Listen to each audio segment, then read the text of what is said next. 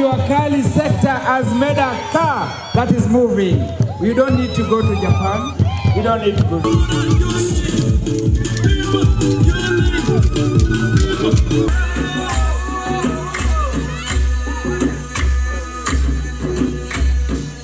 ku munsi w'icenda hariko haba ihanishagurishwa ryitiriwe Juakali nguvu kazi mu kibanza ca Cercle Hippique i Bujumbura. Iryo naryo rikaba rihuza abadandaza b'umuryango wa Afrika y'ubuseruko bari mu gisata c'abanyamyuga no mu mahinguriro mato mato. Kuri uno wa gatatu abadandaza baje bava mu gihugu ca Uganda birigwanye umunsi wabahariwe muri iryo hanishagurisha, aho bashoboye kuronka akaryo ko kwerekana intambo kama z'igihugu cabo. Umushikiranganje ajejwe yinjira ry'Ubuganda mu muryango wa Afrika y'ubuseruko akaba nawe nyene yari yahishikiye azanye ubutumwa bwa mugenzi we ajejwe ubudandaji muri ico gihugu. Uwo nawe akaba yamenyesheje ko yashimye kuza nk'umwene gihugu asanzwe kugira ngo ashobore kwirabira ingene abaje mu ihanishagurisha bamaze kwinjirwamo n'impwemu y'umuryango w'abanyafrika y'ubuseruko. When I left Uganda, I came in a humble position. Igihe nava mu Buganda naje nk'umwene gihugu asanzwe kugira ngo nirabire ingene impwemu y'umuryango w'abanyafrika y'ubuseruko ariyo mpwemu yiganje muri kino kibanza. Was to do a humble thing, just to be a silent listener, to see how the spirit of East Africa is moving on within the trade circles. Because as a ministry, that's really our function, to make sure that the spirit of East Africa, as already embodied by the heads of our government, of the state, should be the guiding principle in our lives.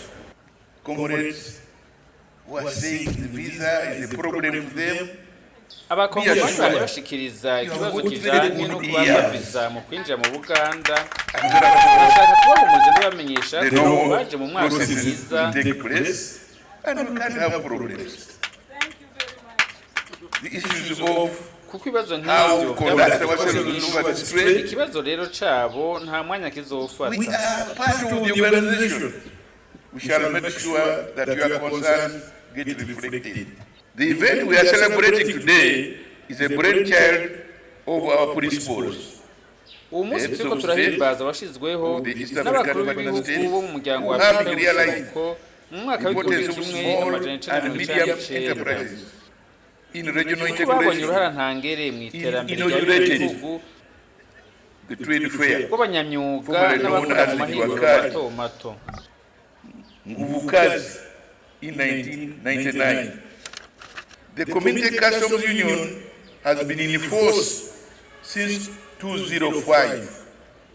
The Common Market since 2010, and is projected to pave way for a monetary union with a single currency in 2024.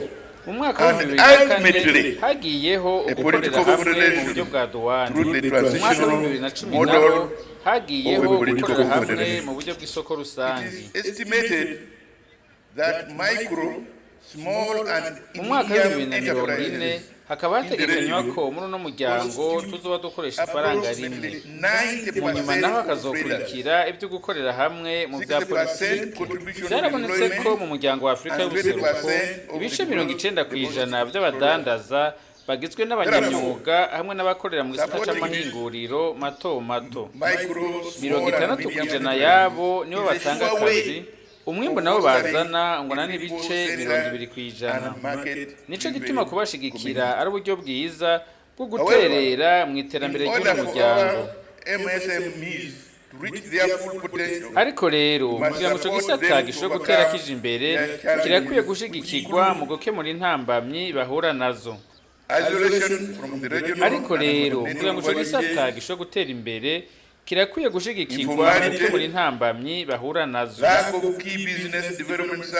Zimwe muri izo akaba ari gukorera mu buryo bw'amagendu, kutaronka uburyo bukwiye kugira ngo bashobore gushika ku mwimbu mwinshi, multiple tax fees, licenses, and others.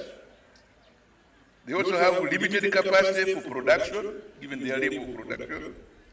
Ugushobora guhiganwa n'abandi mu yandi makungu hamwe no kudahingura ku rugero rumwe hamwe no kutaronka amakuru akwiye. Lack of information on market opportunities and market access requirements among others.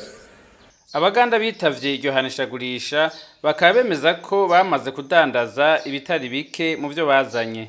Today has been a very wonderful day for us. Umunsi watubereye mwiza, twashoboye kwidagadura. EAC SME Trade Fair and it was a very successful one. And we are likely to get among the best three. Abaganda baradandaje. Abandi bicuruzwa byabo babitwaye mu mangazini mu gisagara ca Bujumbura. They have taken the items into the supermarkets in Burundi here in Bujumbura, meaning that they are doing something.